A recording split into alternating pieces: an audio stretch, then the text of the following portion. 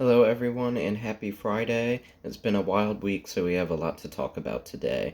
The theme of the week has really been lawlessness. A lot of what we've seen over the last week, 7 days or so, has just been a lot of blatant illegal action recurring from what we talked about last week, and I just kind of want to break everything down for you. So, we have a few key topics here. You had Trump, he sanctioned the ICC, the International Criminal Court. He called for the U.S. to take over Gaza, and then he's also shipping a lot of the migrants that we're deporting now to Guantanamo Bay as well. So you had those things on Trump's side. You have, on terms of Elon Musk, he has hacked into really every aspect of our government. He's hacked into the Treasury. He's hacked into the Energy Department, where we keep our nuclear information and things of that nature, among other things. And then he hacked into the Medicaid systems as well. So he has a lot of people's personal information being held on private servers. And then he's also threatening people that are criticizing him with arrest now. So let's start from the top, kind of break it down bit by bit. So the sanctions with the ICC. The International Criminal Court, the largest reason for this at face value would be everything that's occurred over the last year, but with Israel mostly. If you weren't aware, the International Criminal Court they've been not inactive, but haven't really had a lot to work on over the last several years until Israel and, Hamas started going back and forth. I do consider it a genocide. If you know about where I stand on politics, of course, I think everybody needs to acknowledge that what happened on October 7th with Hamas's attack was terrible. But the constant attacks and the slaughter, quite frankly, from Israel that occurred for the entire year and beyond after October 7th, because it hasn't stopped even today, I do consider to be a genocide. The International Criminal Court also agreed with my opinion.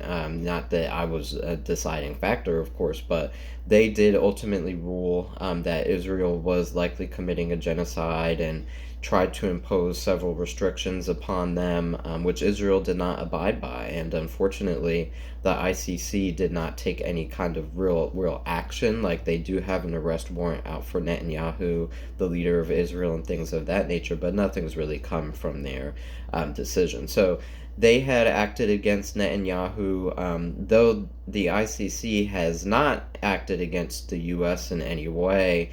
They would probably have a right to. I mean, we did fund this genocide. We did things that would go against the ICC's ruling, especially just recently with Trump, and Biden did the same thing, allowing Netanyahu to come and speak in America while there is actually an arrest warrant out for him.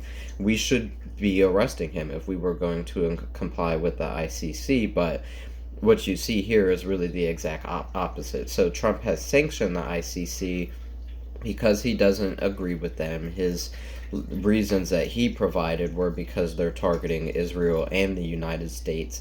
Now, that's not really true, and I mean, it's not targeting. This is a court, right? So they've taken action against Israel because there's evidence that they've committed a genocide in Gaza and against the Palestinians. And if they were to take any action against the United States, it would be because we funded that genocide and because we're now disobeying the law by essentially sheltering a criminal in our country so he's able to speak and be given a platform and things of that nature. So this, whether you agree with me on the Israel matters or not, the fact remains that Trump sanctioning the ICC just sets a dangerous precedent, because the statement that he's making is, we aren't abiding by your rules. We don't care about the International Criminal Court or what they say or do. And he's held this stance. You saw in his first term, I believe it was in 2017 that he said this, but he flat out said that the International Criminal Court has no real merit, no real power, no real means to enforce their rules, so he just doesn't care what they say. He doesn't care to be a part of it. That would align with his philosophy that the United States, as far as Trump can tell, and from his actions you can see this, he considers us to just be a standalone nation. He doesn't think that we need any relationship with the world, that we need to follow the laws as far as international law and things of that nature. That's what the ICC is there to enforce. So if we sanction them, he's trying to take away all their merit altogether. I do believe he'd like to see that institution eliminated if he can. It's not really something that he has the power to do, but with the United States being the largest superpower on the planet, this is a big deal that he's willing to do this. So that was the first thing I wanted to talk about, and that does kind of lead us into his calls to take over Gaza. This, if you followed me on politics or know me in personal life, this has been a big issue for me. I think that what's happened in Gaza, not that we don't have issues at home, is really terrible. I definitely understand that there are a lot of Americans who share this America First mindset that's come with Trump and don't want to see any action, with the United States having a hand in anything that doesn't do with our affairs here at home. And I don't necessarily agree with that 100%. I definitely understand the argument, but I do want to speak to the people that hold that stance that we shouldn't have a hand in that. That's not what this is. I mean, with the America First mindset, you could maybe make the argument that we should leave Gaza alone, leave Israel alone. Now, that would also include ceasing to send Israel the billions of dollars that we do, which has not ceased. We will continue to do that. That's not part of the America First agenda. Trump has cut funding for a lot of other nations, but not Israel. So they will continue to receive our money. What they've done, I mean, in Gaza is really terrible. You have the low numbers. I don't believe this is accurate, but the low numbers have it close to, hundreds of thousands, potentially. We're approaching 500,000 now, so let's say 500,000 innocent people dead. We're not talking about Hamas. We're not talking about military combatants. We're not talking about this human shield rhetoric, which really never had any merit to it in the first place, but just 500,000 innocent lives in Gaza and Palestine altogether, just wiped off the earth because of Israel's crusade of retribution. So if there was ever a time to stop funding them, it would have been during this genocide. Also don't want people to be deceived by this ceasefire nonsense that Trump has posed. People seem to be under the impression that a ceasefire has been reached, and this goes to the exact opposite of that. What Trump came out and said was that the United States should take over Gaza. That would involve ethnic cleansing. We would then have to force out the people that do remain in Gaza. Not that many of them have homes to come back to. You had something around 1.8 million Palestinians that were displaced, that lost their homes because of the rampant destruction from Israel and all of the attacks there. So, and the settlers that you have from Israel that are just coming flat out to take their land. So, all of this going on. If there was, an America First mindset, we could have pulled out of this situation altogether. But no, Trump has said we want to go in there and take the land.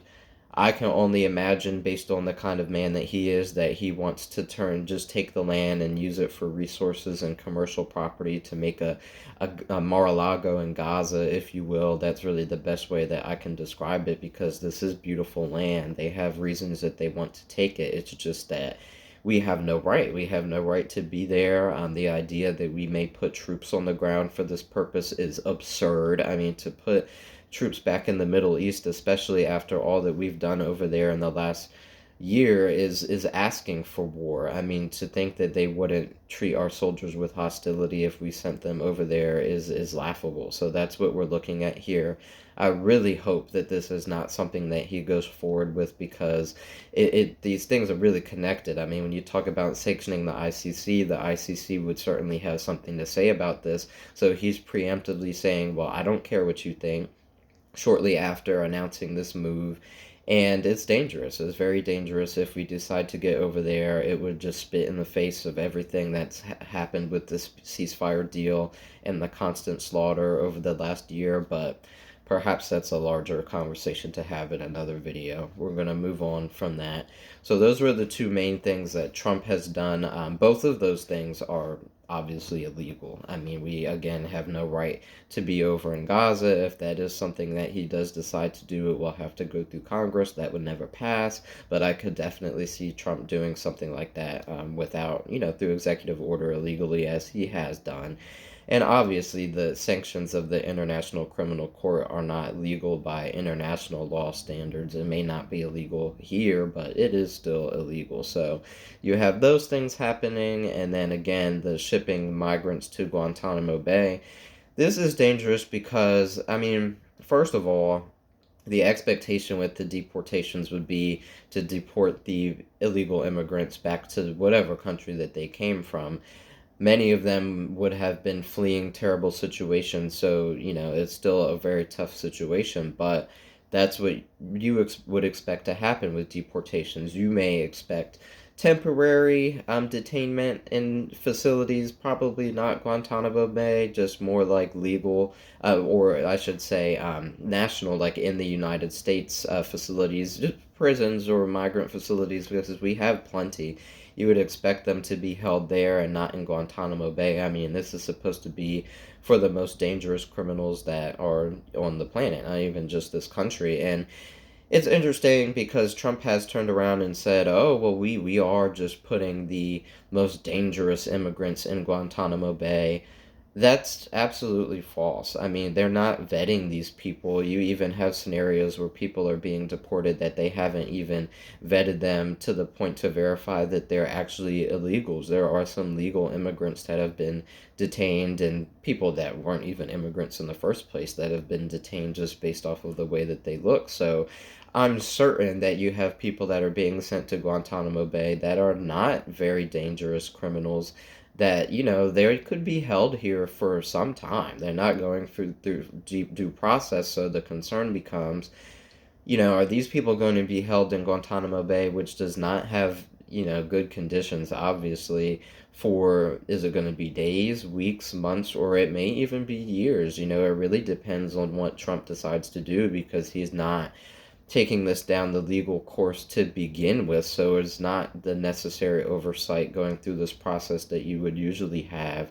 It's very well possible that a lot of these people spend time in this terrible facility without ever having, any kind of due process and not being sent back to their country. They're essentially just being imprisoned for an indeterminate period of time, which is really quite scary. So you have all of these things going on. And then what I do think may actually be even more dangerous are the things that Elon Musk is doing. Elon Musk, who's been in the White House since Trump got elected but holds no real position in office and has been given this terrifying degree of control. As I mentioned briefly at the start of this video, you had Elon, he just this week hacked into many, many different areas of our government. Even, again, just as a private citizen being given this control, here are the three major examples, right? So he hacked into the Treasury. This is giving him complete control over where the money in our country is being directed. He has the ability to delete entire agencies with, you would describe it as the press of a button. And it's incredibly dangerous. I mean, one man who's not even in the government having say over where all of our funds are going is terrifying. And you have to wonder who all is in his ear. He definitely has a lot of conflicts of interest being a private business owner in this country, and it doesn't seem like President Trump is even involved in all of this step by step. So I'm sure that Elon is making executive decisions in place of the president, which that in itself, who knows what Trump will have to say after everything's all said and done, but I imagine he'll just write it out and let Elon do what he wants. He also hacked into the Medicaid system, that so he would have the ability to access people's social security information, see what everyone's medical treatments are and their medical history. He could potentially later down the line use this access to cut people off or shut down the agency altogether if he saw fit. A lot of this is, you don't just have to think about what he's already done with the access, but what could be done with the access. It's the fact that he has access to things that he has no business having access to in the first place that is really quite dangerous. And to that point, the last example that I want to give you is he hacked into the energy department. If you don't know that this is where we hold all of our nuclear information, a lot of our, weapons of war information is held in this one department. And it's not like Elon is sitting at a computer personally because he's some genius hacking into every agency by himself. He had a 23-year-old, I can't describe it as anything other than an intern. I'm sure they're getting paid, but that's what he is. A 23-year-old young man, younger than myself even at this point, hacked into the energy department. Who knows how secure these private servers that Elon and these young men are using to hack into these servers? I mean, talk about a national security threat. This would be a spy who's in DC's wet dream, where they're in DC and this information has all of a sudden become relatively private because you, or public, because you have these young folk hacking into these agencies. That it's just absurd. I mean, to think that our nuclear information now lies in the hands of people who aren't even elected officials, let alone people that could just be working for Elon as fringe employees, have access to this information is incredibly terrifying. So you've seen a lot of pushback on this, understandably so, and Elon has taken things a step further, and he is threatening people that criticize him with arrest, saying that whether you're, this applies to private citizens, folks that are employees in the government, and even people in the media, saying that the power that he has now, he essentially just has to say a word, and Pam Bondi, the new head of Trump's DOJ, will go ahead and just, prosecute you.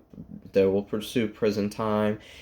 And again, this is why we talk about fascism, guys. I mean, all these things are connected, and this is a really slippery slope. It's very dangerous. They are abusing power. They're doing things that they have no right to do. They don't care if the courts block it, because the courts will block it. The courts, I think, either this morning or late yesterday, did release a ruling to say that Elon isn't allowed to do these things. He has not stopped. And this is the dangerous thing. I mean, these people are in power. They have no checks and boundaries. So the courts can say what they want. Who's enforcing it? That's really the question. I mean, they're not going to send the military in to take Trump out. And it really looks like that's what it would take. You would have to arrest Elon Musk to stop this.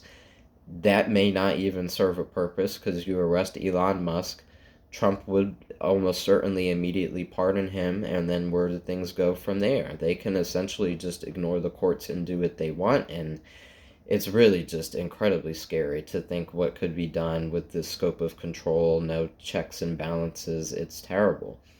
So I want you guys to really just take all of this in. It's a few different points, but I do think it's relatively easy to understand that all of these things are connected.